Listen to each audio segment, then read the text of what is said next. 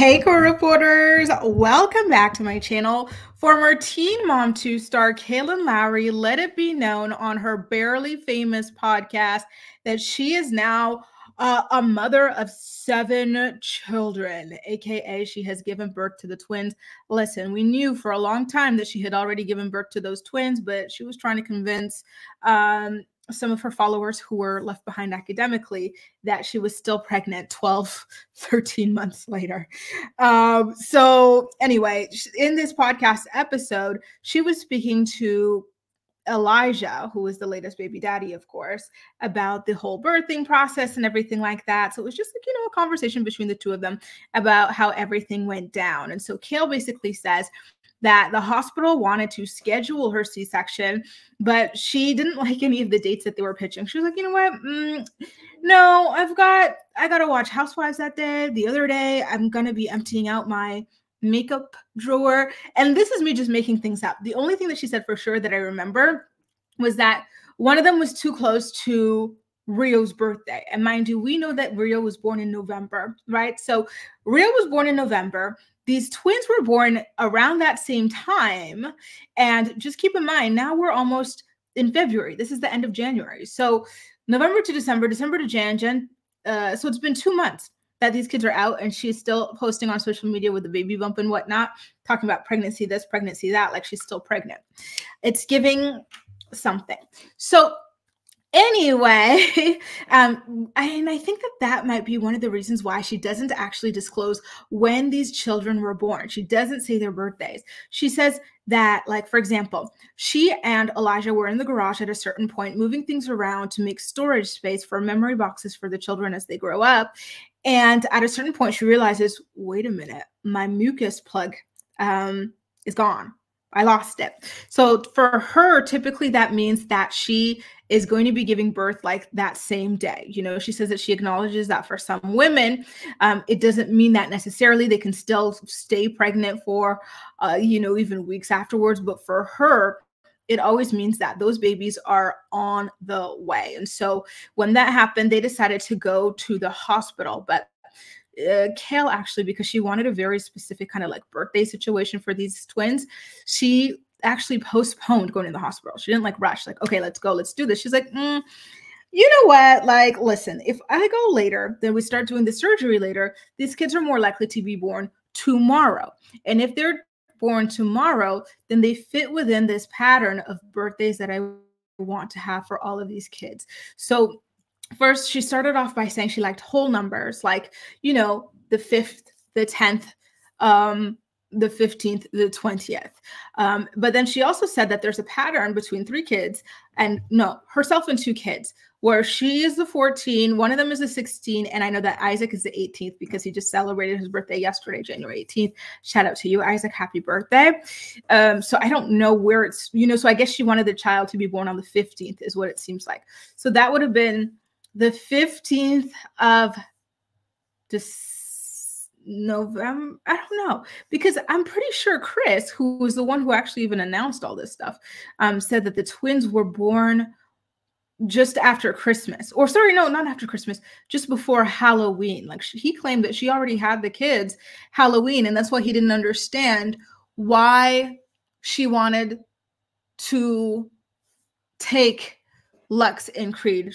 He was like, you can't even take them trick-or-treating because you just popped out these babies or you're about to be in the hospital. So what's the point? So that's why I'm thinking, okay, she either wanted these babies to be born October 30th or November 1st is the vibe I'm getting, okay, when I'm piecing all this information together retroactively. Now, unfortunately for Kail, she had a similar kind of traumatic birthing story again. So when she had Rio, she said that he was rushed into NICU. She barely got any skin-to-skin time with him. It was a really, really big deal. And now when it came to the twins, similar situation. The boy twin comes out first, so she got some nose-to-nose time with him very quickly before he was put into an incubator in NICU. And then when her daughter was born, she didn't even get that nose-to-nose time. She was whisked straight to the NICU. And so the next day, Kail and Elijah got to touch her hands, or both of them, through the little holes in the incubators and whatnot. Honestly, that just makes me so sad for all parents that like this can happen. I feel like it's so traumatic for parent and baby, but it is what it is. It's it's a medical situation. So that was like a thing for the two of them. And so then she starts talking a little bit about like the whole C-section thing. She felt like it took forever for them to stitch her up. Elijah says that it was something else. No, she felt like it took forever to get her tubes pulled out, but Elijah said, no, it was stitching you up that took all that much time. And then she makes this comment that I found so funny. She was like, this C-section was like so difficult for me, but it felt very seamless for everyone else. Like, how did you take it? And Elijah and I at the same time were like, what are you talking about? How did he take it? You know what I mean? Like, he's just there. He's just Ken, what are you talking about? Like, he wasn't getting a C-section scar or whatever, or C-section or stitched up or cut open. So what an interesting question to ask someone. Like, oh, like for me, it was painful. What about for you? Oh, I don't know. So that was kind of interesting. And yeah, they talked a little bit about that. So Kail, she didn't know she was going to be going into labor at this point, right? She was supposed to be scheduling a C-section. And at this point, she hadn't agreed to a date that they proposed. So she was just, going about business as usual. So before she had gotten to the hospital and whatnot, she had eaten dinner or lunch. And because of that, and, now having been sedated and whatnot, she was throwing up. And that must have been really difficult. Because I know, like, typically when you're going to get a surgery of sorts, they tell you do not eat within, like, I think 12 hours or something like that. I think it's 12 hours, don't eat, 8 hours, don't drink. And so, yeah, like that, because it's really dangerous. Like if you're all the way out, you can choke on your vomit, but lucky for her with a C-section, you're awake and you're able to full blown throw that stuff out without like choking on it. So that was good for her at the very least. And what else? Oh, so they talked about something that can be quite controversial, and Kail acknowledges it as such, which is, who do you save if things go wrong, right? If the lives of Kail and the twins were at risk, who were they going to save? And so they said that if things came to that, they would save Kail over the twins because Kail has got 5 other children to live for. And I totally get it. I get that decision. So that's something that they kind of went over, which I felt like was quite brave of them, because I know a lot of people will judge that. I think a lot of people will judge either way. And it's just something that a lot of people feel so passionately about. So she was quite brave for putting that out there. But, I just wanted to share with you guys that that's what she said. I'm laughing because I said that's what she said. It's been ages since I said that. Oh my God, I miss making that's what she said jokes.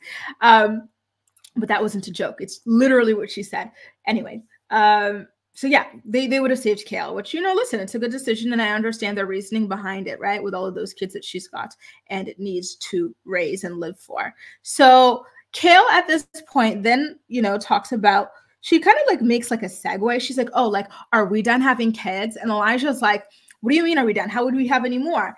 And then that's where they announced that like they're done having kids because Kail got her tubes tied. I am going, you know what, Kail, I've got something very special for you now that you have finally gone ahead and done this.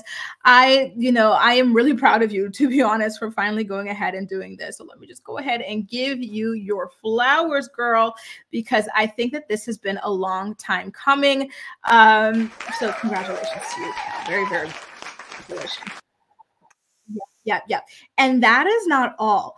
Elijah also let it be known that he has gotten snipped. He's like, listen, I've got 3 kids in the span of like a year and a half, 2 years. I've got boys and I've got a girl. Like, that's it. That's all. And you can practically hear Kail's smile through the microphone. It's a podcast. Like, I was listening to audio only, so I don't know what she was looking like, but you could tell she was like, oh, I'm going to be your only baby mama.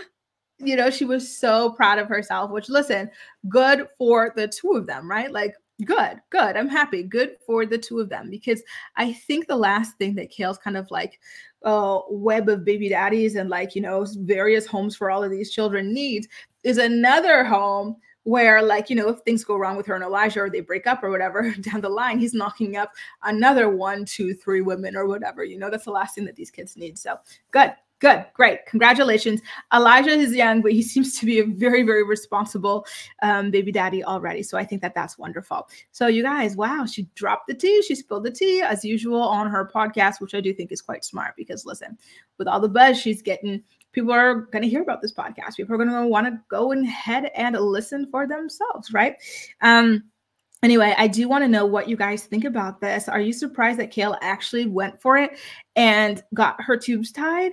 Because she had talked about this even while she was pregnant with Creed. She said that she wanted to get her tubes tied because like she was so depressed, like, and she just felt like she was just done having kids and everything. But guess what? After Creed came Rio and she still hadn't done it. I feel like if she didn't have a C-section, she wouldn't have done it. Now that she had the C-section, it's like, okay, you're already open and like, being operated on anyway, go ahead and cut them things out. And so that made it a lot easier for her, which I totally understand. And Elijah, I think he's just a responsible person in general. So I think it's quite great that he went ahead and decided to get himself snipped at this point and decided that 3 kids is enough. I know a lot of people are gonna be like, Grace, why do you think he's responsible? Like he got with this like woman with all these kids by all these men at such a young age and had all these kids quickly. Listen, you know what I think about Elijah? I think that he is someone who really, really craves love. I feel like he is someone who maybe didn't feel like he had a lot of that in his life and in his family and whatnot. And so he's kind of like these teen mom girlies. You know how quickly these girlies move with women? This is like the male version of that. You know what I mean? Where he just wanted to lock it in and, feel like he belonged to a family. And I think that, who knows, maybe that's exactly what they both need, is each other. They both have that hardcore longing. I know that he's got parents and everything like that. He's not estranged from his parents the way that Kail is, but I feel like maybe it's more of it's hard to explain. If you know, but like, you've got parents on paper, but do you have an emotional connection and bond with your parents? That's like a whole different thing. And maybe that's what he's looking for, and that's maybe what Kail and her built-in family provide. Guys, this is just me, riffing and like hypothesizing. I really don't know, but I do think that, for the most part, he seems to be a responsible person outside of, some of these things.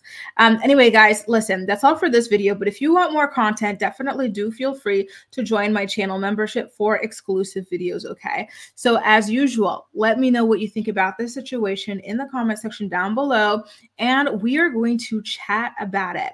That's all for now. Thank you so much for watching, and I'll see you next time. Bye, guys.